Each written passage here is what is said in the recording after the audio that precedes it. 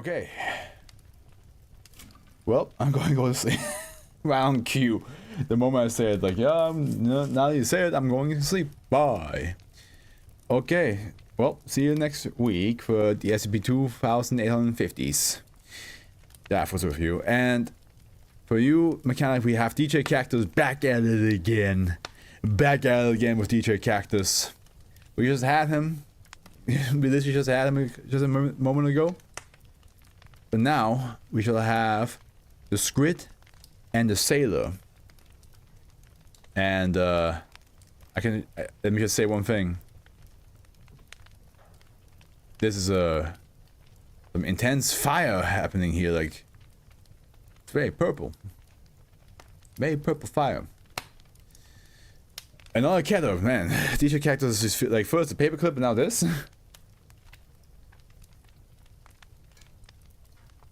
DJ Cactus was feeling Keter when they were riding in the 2840. So like, nah, no save, no Euclids, no nothing.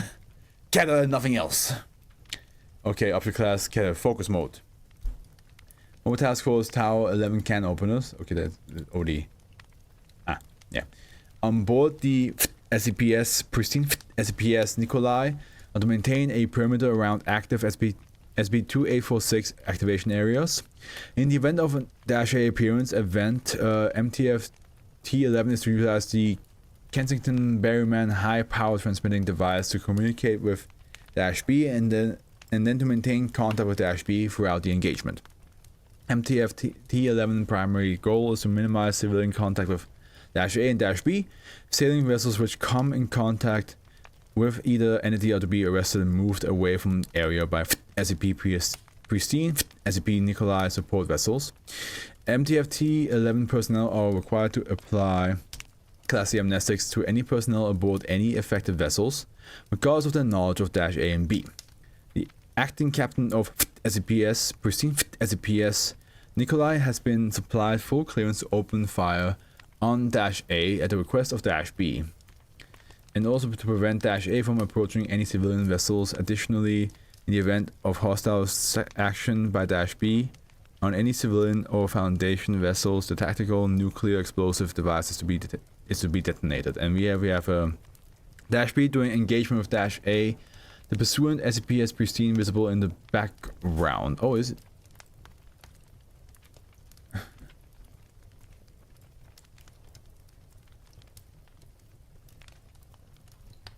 Maybe like there's like a reflection, but right now I don't really see anything visible in the background to indicate that the pursuant is there. SCP description: SCP-2846 collectively refers to the set of a phenomenon occurring within the Gulf Atlantic region of the Atlantic Ocean. -A is a massive aquatic octopoid entity. Currently estimated to be at least 955 till 990 meters in length. That's a kraken right there. Entity strongly resembling organisms in the class Cephalopoda, though no other organisms within the last class is known to reach such proportions. This entity is known to appear from deep water during storms within the Gulf Atlantic region and attacks civilian vessels, specifically cruise liners or merchant ships. We already have a previous SCP that attacks ships. The fucking, you know, like the one that's like stranded in the water. It's like, oh, help me! The living bait one. Live bait. -A attacks are sporadic and often occur quickly and without prior warning. Just like that yawn did. Foundation assets in the Gulf Atlantic region have utilized United States Navy deep sea radar wells to more accurately detect the appearance of -A, though this has only provided on average an additional 5 minutes of preparation. -B is a large seafaring vessel that appears during -A appearance events. This vessel, which appears to be Pennsylvania class Super Dreadnought battleship, also appears from deep water before surfacing at the location of an -A appearance event. similar in style to those utilized by the United States Navy during the First World War. This vessel is always seen engaging -A, which will then, in turn, retaliate, and neither entity will disappear until -A is sufficiently crippled or otherwise incapacitated, after which both will submerge again until the next appearance event. The vessel appears hazy in video or photograph, and individuals have described it as vaporous. Notably, propellant fire emitted by the onboard ornaments of -B have a significant green tint. Individual entities that appear as the crew of -B are designated -B1-915. Addendum 1. Historical documentation. -A is believed to be an entity that has existed for potentially many thousands of years, although information confirming this is scarce. The first recorded sightings of a creature matching the description of -A is from Old Icelandic saga Orvar Oldur, wherein the author details a depiction of a large sea creature referred to as the Hafguva. Translated to English. Now I will tell you that there are two sea monsters. One is called the Hafguva sea mist. Another Lingbakur heatherback. It, the Lingbakur, is the largest whale in the world. But the Hafguva is the hugest monster in the sea. It is the nature of this creature to swallow men and ships, and even whales and everything else within reach. The first recorded appearance of -A by Foundation personnel was in 1905, when the Admiral Reginald von Allen wrote, "I have seen on this day a most magnificent sight, a creature larger than our own vessels by 3 times, rising from the depths of the sea with a whale wrapped within its long tentacles." Ooh. Behind it came another vessel, a ship of the line with black flags and billowing smoke in its wake. We signaled the crew, but the vessels have returned to beneath the waves before we could properly communicate. Addendum 2 interview with the B1 access file. On the 5th, 7th, 1935, the B-B surfaced without warning near the position of the SCP's Hildegard and hailed them. The ships were brought near, and -B1 came into the deck of the Hildegard and spoke with Captain Levi Hansen. That conversation was recorded by a transcriber and appears below. Date, interview log, date 5th, 7th, 1935. Interviewer SCP's Hildegard, Captain Levi Hansen, and interviewee -B1, begin log. Alright, I need your name for the log first, if that's okay. Of course, David Thomas Jones of His Majesty Royal Navy. And you're aware of your... Aye, we have had plenty of time to think on that. Fair enough. What brings you aboard here? I suppose I should explain a few things briefly, if you don't mind. The story is long, but I'll try to be concise. Go ahead. Myself and my ship were commissioned by the king to pursue and kill a creature that had appeared in the American Gulf and was attacking merchant ships returning to England. This was at the time the extent of my knowledge about the target. We set sail for Havana in 1685 and arrived there in the fall. We spent the better part of the season hunting the creature, which at the point we believed to be some kind of whale, before we finally engaged the creature. You're referring to the -A entity. The Squid. Aye. We were poorly prepared. The creature, the Dutchman, was armed with 85 guns, 20 harpoon cannons, a crew of nearly 250 men, and we were still overtaken by the demon in a single night. By the end of the monster, we were all pulled into the sea. How did you reach your current state? As we sank, I could feel my body grow cold and felt the frigid hands of the deep grasping out for me. I cannot say how long it was. Maybe an hour, a few minutes, a year, but I remember awakening on a dark shore. I thought at first that we had been washed ashore, but my injuries had disappeared. -B1 passes. I cannot say for how long I walked the dark shore. I knew from the tales that it was surely to the the locker of the deep, where the souls of sailors go when the sea does not release them. Davy Jones' locker. I must have walked for 1,000 years, each day longer than the last, until one day I met a woman on the beach. Can you describe this woman? Aye. She was dark-skinned, and her dark hair fell down to the ground below us. I asked her name and begged her for water. She told me her name was Calypso. This is Calypso, Davy Jones. It's all like pirate mythologies. And that she would quench my thirst. She went into the water then and returned with a pail of fresh water. I have never drank so feverishly as I did. And all while the goddess spoke to me. Goddess. I, Calypso, told me that she was the goddess of the sea, a protector of the depths, small of the waves. She told me that in eons past, she and the god Neptune had gone into... Wait, I'm pretty sure... Not only that, Calypso is also the... Yeah, Calypso is also an actual goddess in the Greek mythology.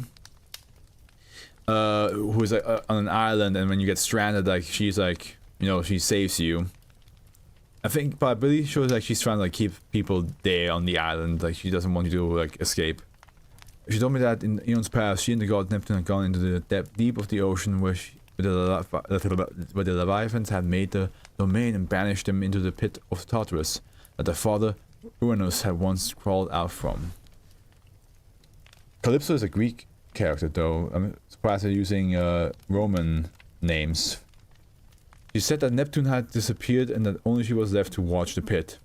Now, over time, the seal they had placed on it began to weaken. B1 pauses. She said that one titan had escaped long ago. Iapetus was his name, and it had come forth in a great rage, taking the form of a most malevolent sea creature. This is the creature you call -1. I love this. Very... once again... In a Greek titan, the third largest moon of the planet's sun. Mythology? In Greek mythology, Iapetus is a titan, the son of Uranus and Gaia, and father of Atlas. Prometheus, was linked to Japheth, one of the sons of Noah, and the population of mankind in biblical accounts. Practiced by early historians and biblical scholars of identifying race. By Homer in the Iliad as being in Taurus with Kronos. He's the brother of Kronos who ruled the world during... Okay, yeah. Completely forgot about the Iapetus, but cool. Love it. Love it, love it, love it, love it. Was its name and had come forth in great rage. Taking the form of the most malevolent sea creature. This is a creature you call -1. I see. Go on. Calypso then told me that she feared that the titans who had escaped would return to Tartarus after gathering their strength and attempt to pry loose the foundation of that place and free their siblings. This cannot happen, she said to me. That these old gods would be loosed, it would mean the end of mankind. I asked her what the debt she owed to men, and she said that the affairs of the gods and titans were never meant to intersect with those of men. But in their arrogance they built Tartarus and Earth, endangering the lives of every human on Earth. B1 pauses. She asks I pursue Iapetus and that I keep the demon occupied while she appeals to the gods for aid. In exchange, he said I would have immortality. I did not consider it then.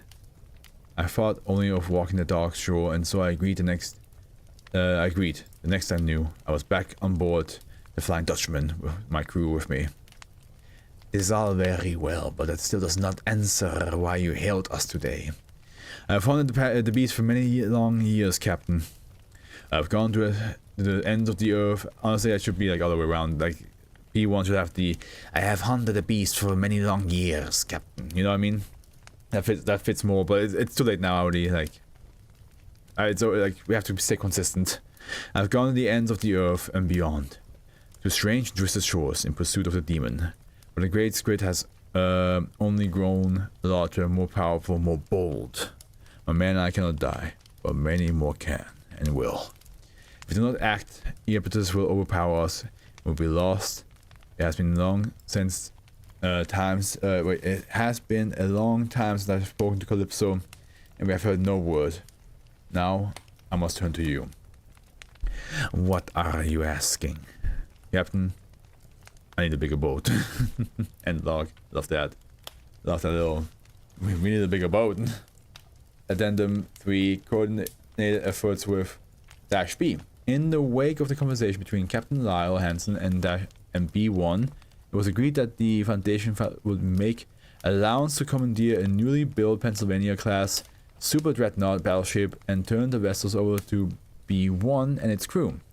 To this end, the USS Montana was taken from US Navy control, and all records of its production were expunged. Another USS Montana, a cruiser, was later commissioned and launched in 1941. The vessel was sunk 15 kilometers from a Foundation naval facility in Cuba and surfaced 30 hours later. -B is larger and more heavily armed than the Montana, but maintains indicating factors between the two. As part of the agreement between the then Site 23 Director J. Calvin Coolidge and B1, -B was fitted with a large incendiary device capable of causing gross damage across the entire hull of -B. This has since been removed and replaced with a tactical nuclear explosive device located within the engine bay of -B. This device was intended only as a deterrent against possible hostile actions against civilians or Foundation vessels on the part of -B, but to date no such action has occurred. And here with the USS Montana before being commandeered by Foundation personnel. Let's have a closer look. Nice.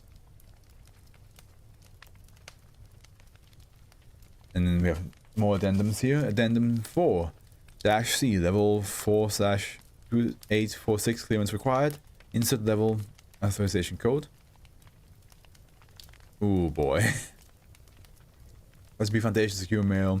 Date 2nd 4th 2013 to J. Monroe at s23.scp from Anderson at s25.scp. Subject -C? Question mark?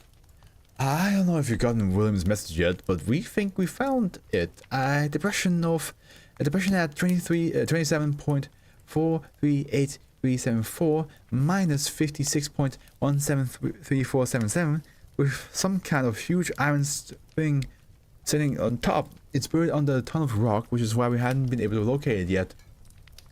The last time the Squid surfaced, we had the pristine nail. We had the pristine nail it with a really heavy-duty tracker. We had a submersible follow it for as long as they could, and then let the tracker do the rest. It stopped transmitting about 5 clicks out from the side. That side, but someone did the rest.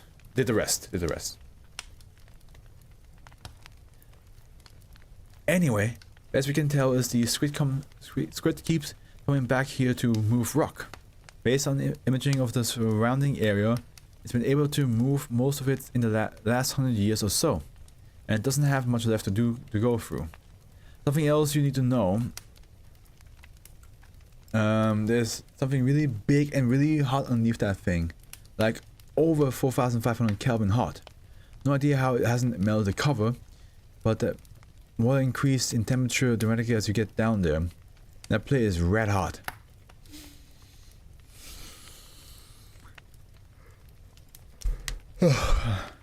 Sorry about that.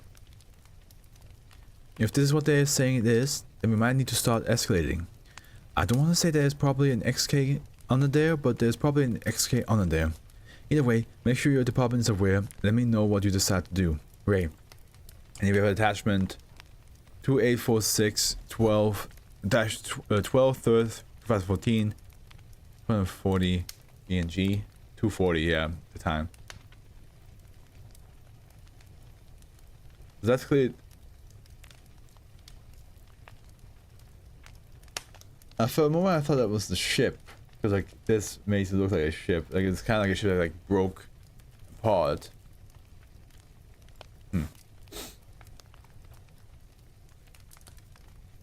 Incident log 67 9th 17th 2014 level 4/2846 clearance required. Incident level authorization code. Yeah, I knew it was gonna be. Okay. Incident log, yeah, clearance required, authorization approved. Approximately 18 o'clock out on the 9th, 17th, 2014, Foundation personnel on board SBS Pristine noted a fast-moving Deep sea object beginning to surface. Captain Elliot McNair gave the order to alert -B and begin maneuvering towards the expected point of breach. The following logs were gathered post-incident by personnel on board the SCPS Nikolai and SCPS von Hindenburg. Investigation into the event detailed in these logs is ongoing. All personnel reported as deceased were given posthumous commendation for their service. Incident log 67, 9th, 17th, 2014, SCPS Pristine. Elliot G. McNair. Begin log. Okay, Captain Elliot G. McNair. Begin log.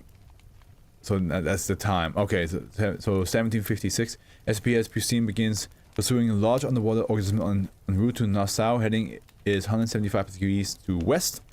1759, comm radius to -B, signal is received and retransmitted. 1805, -B, surface near Pristine, both vessels now in pursuit. 1808, SCPS Pristine is hit by a previously unseen force. Vessel is spun 25 degrees counterclockwise. 1809, SCPS Pristine crew report seeing numerous eyes beneath the vessel, then disappear rapidly. Damages assessed. Pristine reverts to original course. 1810, -B radius that the entity is outpacing them. 1812, comms radios to SCPS Nikolai and SCPS Ferdinand for assistance. 1813, SCPS Nikolai and SCPS Ferdinand respond, begin moving towards 24.972268 minus 76.016181, just off Eleuthera Island. SCPS Pristine once again. 1818. SCPS Pristine once again struck by an unseen force. Sonar is damaged. Tracking becomes sight only. 1820. Foundation command radios to SCPS Pristine, warning of a massive underwater entity directly below them, visible from satellite images. 1821. SCPS Pristine is struck again. Crew reports damage to starboard hull bearings. 1824, SCPS Pristine begins taking on water. Crew reports seeing countless eyes rolling below the ship. 1824, gross damage reported across the hull. 1829, evacuation order given. Lifeboats are scuttled. 1845, Foundation Command loses communication with SCPS Pristine. Same minute. On-board nuclear device is confirmed to have activated. 1846, SCPS Pristine confirmed as lost. End log.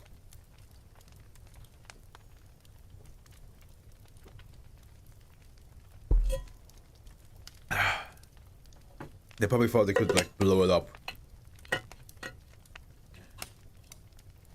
Incident log 68, 9th, 17th, 2014. SCPS Nikolai, Captain Sebastian A. Hammersmith. Begin log. Okay, so it's not an interview, it's just like time log.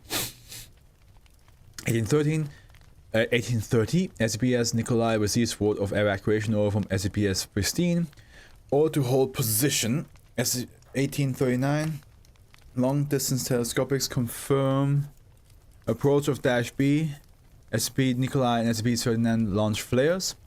1840, Foundation personnel confirm evacuation efforts in Nassau. 1845, crew reports explosion on the horizon. Foundation command confirms loss of SCPS Pristine. 1847, SCPS Nikolai directs main batteries towards the approaching underwater entity. 1849, entity breaches. SCPS Nikolai radios to SCPS Ferdinand for confirmation. 1850, SCPS Ferdinand confirms entity is not -A. 1851, information is relayed to -B. -B submerges and changes heading. 1854, new entity is within firing range. Due to speed, size, and heading, Foundation command orders SCPS Nikolai and SCPS Ferdinand to open fire. Confirms SCPS garrison is en route. 1855, SCPS Nikolai and SCPS Ferdinand open batteries at entity. 19, SCPS Nikolai confirms entity is dispatched. 1903, Foundation command orders the SB Nikolai, Ferdinand, and Garrison to move towards 27.438374 minus 56.17, 173477, and rendezvous with Dash B. 1905, SBS Nikolai and SBS Ferdinand change heading towards 43834 minus 46.173477. 1913, Dash B radios confirmation of Dash A sighting. Entity is attempting to dislodge data expunge Dash B to ask for assistance. 1915, SCPS Nikolai confirms the heading, notes ETA. Foundation command confirms relays orders to SCPS von Hindenburg to assist Dash B. 1916, SCPS Nikolai receives new order, changes heading to intersect with SCPS Pristine site. SCPS Ferdinand accompanies. 1952, SCP Nikolai confirms destruction of SCPS Pristine, notes all water coloration.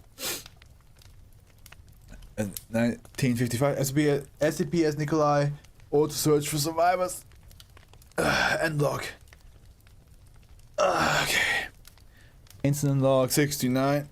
Not same. It's all the same day. Just from different ships' perspective. No. SCPS von Hindenburg Captain Peter J. Vanderbilt. Begin log 1915. SBS von Hindenburg receives order to engage Dash A by alert alarm raised. 1920, jets are scrambled. 1925, armor plating is locked into position. On board, 10 cannons are armed. 1930, SCPS von Hindenburg on board, computer alerts to temperature change in water. 1932, underwater microphones detect distant rumbling sound. Foundation assets embedded in National Oceanic and Atmospheric Administration confirm sounds. 1935, SBS von Hindenburg long-range telescopics confirm approach of Dash B. 1937, sonar detects presence of Dash A at a depth of 300 meters. 1938, Dash B submerges. 1945, Dash B surfaces. Dash A is entangled across Dash B. 1946, Dash B opens fire on Dash A. 1947, Dash A disentangles from Dash B, begins to dive. 1948, SCPS von Hindenburg opens all batteries on Dash A. 1949, Dash B opens all batteries on Dash A. 21, SCPS von Hindenburg calls cease fire. 24, B submerges. Dash B submerges. 2012, Dash B confirms the disappearance of Dash A. 2015, Foundation command orders SCPS von Hindenburg to stand down. Same minute. All clear alert given. 2023, Dash B surfaces, begins communication with SCPS von Hindenburg. 2042, order received. SCPS von Hindenburg returns to dock.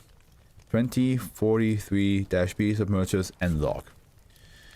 Officers note the origin of the unknown entity that destroyed the SCPS Pristine, as well as the entity which was dispatched by the SCPS Nikolai and SCPS Ferdinand, is unknown. It has been noted that aside from all originating from deep water, the entities bear a little resemblance to Dash A and were marked similar in proportion. As we've known for some time, Dash A attacks civilian vessels to feed, presumably to gain the strength needed to continue clearing the area of temporarily designated Dash C. On its own, Dash A is dangerous but fairly straightforward to handle with the assistance of Dash B. However, multiple entities means multiple targets and multiple ships, and Dash B must be trained on Dash A at all times. With the loss to SCPS Pristine, we are now down another warship. I've spoken to Captain Jones, who echoes these sentiments. All of this escalation seems to be building towards a head, and if we do not separate now, we will likely be overwhelmed when the time comes. Because of this, I'm formally requesting a meeting with the Site Director Council to discuss means by which we might escalate in our own fashion. This must be the primary goal of the Foundation Atlantic Fleet. Admiral Richard A. Groswald. This would be a good game to do. This would be like, yeah, it's just like, you know, you get to summon a